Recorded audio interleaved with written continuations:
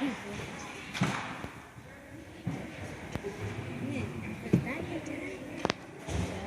gonna let nobody turn me around. I'm gonna keep on walking, keep on talking, walking into freedom land. God is good all the time. All right, get out to the church. Do y'all watch reality shows? There's a lot of reality shows out there, right? And sometimes I wonder, why can't they have a reality show in church history? Because everybody and their mama got a reality show, right? So I wonder if the Catholic Church had a reality show, what the title will be. I think the title will be How Catholic Nuns Stole the Show to Segregated South, because ain't nobody had time for that. I say How Catholic Nuns Stole the Show to Segregated South, because ain't nobody had time for that. The year was 1965, and the deep segregated South. The location, Selma, Alabama. A time of voting rights resistance, where black folks in Selma could not vote. So Catholic Nuns had to go and stole the show because ain't nobody had time for that. They were known as Sisters of Selma because they bear witness for change. It was also a time of change both in the United States, regulations and the practice of canon law in the Catholic Church.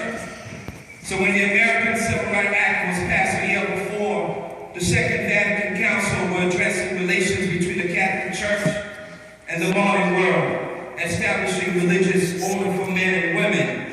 So when Dr. King asked the clergy, the religious community, to stand up against the brutal attacks on the black voters of Selma, 6 Catholic nuns responded to the call and stole the show. They came from the Midwest of the United States, St. Louis. 2 of them were African American, Sister Barbara Moore and Sister Antonia Ebo. Both sisters were among a large group of clergy, which include priests, rabbi, and Protestant ministers. They stood with others, marching for equal voting rights. They stood in solidarity with black voters of Selma. They stood with white people, with priests, lay people, Jews, Catholic, and Protestant, to remind the United States of America that we are created in God's image. And Dr. King told black folks in Selma, this is not just a Negro struggle. God has inspired many of his white children to get in the struggle. And they are in it with us. We must be clear that the tension in our nation is not merely between black men and white men, but it is the tension between justice and injustice. So these Catholic nuns from St. Louis were among the first to protest the brutality, and at a time also when church leaders were now willing to discuss the treatment of African Americans in the South. Many white congregations did not even welcome African Americans. In fact, the Archbishop of Birmingham at the time prohibited the sisters to join the march because they are not allowed to participate in any political activity. The sisters were told by the state trooper, the sheriff, to go home and go to your church. Go home, sister. But these courageous nuns joined the protest, challenged the scenes of racism, challenged authority, and took their faith into the streets of Selma and stole the show, because ain't nobody had time for that. And when things got tested, the streets were covered with blood. Their faith grew stronger.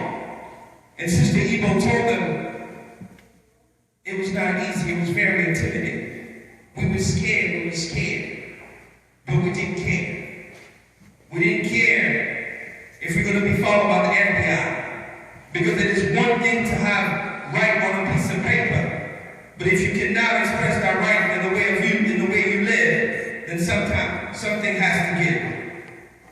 Sister Eva and the other sisters realized it was time for the church to become visible, to give witness to the right of every human being. The black leaders of Selma welcomed the presence of many white priests, white nuns, devoted Catholics, women, will risk their personal safety to bring change, and all of them will change in the process. Black folks in Selma attest to the significance of the Catholic clergy in time when many white congregations did not receive blacks in their communities. But Sister Ann Benedict stood up and told them, we're going to serve God. We're going to serve humanity and walk by faith. So church, to summarize, that's how Catholic nuns stole the soul and segregated South, because ain't nobody had time for that. They stood up for change. So today we have to continue to stand up for change and continue to eradicate shades of racism. Let us stand in solidarity to eradicate the shades of racism, standing on the shoulders of the giants, sisters of Selma, because they walk by faith, not by sight. Standing on the shoulders of Sister Thea Bowman, St. Patrick Drexel, Sister Dolores Howard, Sister Mary Hart, and many devoted Catholic women in our own parish. Just to name two of my favorite, Lauren Smith and Jackie, and our beloved devoted Sister Sonia Teresa Tina, who made a transition, now watching from above. And I was at the hospital the day before transition. I walked into the room and she couldn't open her eyes.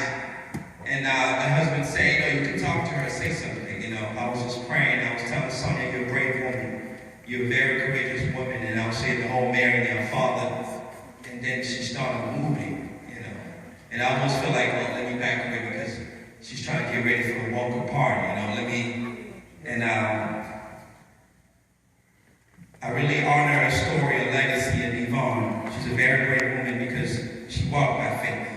And one of Sonya's favorite sayings should always be, when you're down to nothing, God is up to something. So church, let it be known that the Catholic Church, that's Catholics, I don't feel always tired. You know the song, I've come too far from where I started from. Nobody told me that the road was going to be easy. And I don't believe that God brought us this far to leave us. This is why today I woke up this morning with a Catholic attitude. If anybody asks you about the role of women in the Catholic Church, tell them that they do a lot of business with Jesus Christ. And the real scandal is not on Thursday nights, but it's every day when institutional racism takes forms and laws, practices, policies, and procedures of institutions. And when women of God stand up for justice, they always tell the show. Ask the sisters of Selma. Ask Sister Mary and Tona Ebo and the others. Sister Barbara Moore, because they stole the show in the Segregated South. And changing the South, stood up for change, stood up for what's right, because ain't nobody had time for that. Thank you.